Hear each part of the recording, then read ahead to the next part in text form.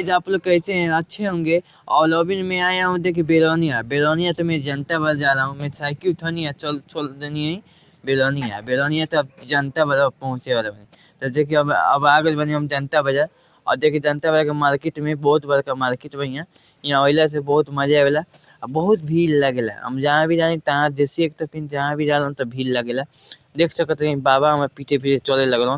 तो देख लो तो उतनी ओकर सीधा हम साइकिल उठनी आ गनी जनता बाजार। बहुत छपरा जिला के ह नाम। छपरा जिला है ना, तो छपरा जिला में जनता बाजार जिला पलिक छपरा जनता बाजार के बहुत भारी बाजार मार्केट ह।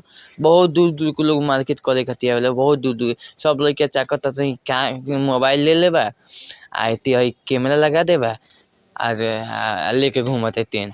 तब देखनी अब देख सकते हैं लोग जानते हैं ये ब्लॉग वीडियो हम बनावे नहीं लोग खातिर। तो देखिए बहुत अच्छा मार्केट यहाँ आए लोग घूमी अपना फैमिली के साथे।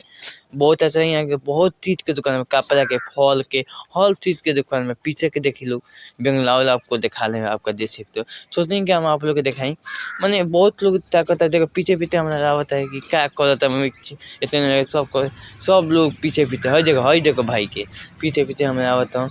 तो देखनी चो तो उतनी है और हम आके अबिन के बतलाया जानते हैं अभी अनी है। ये कब है के सीन बता रहे हैं आपको। काल के है।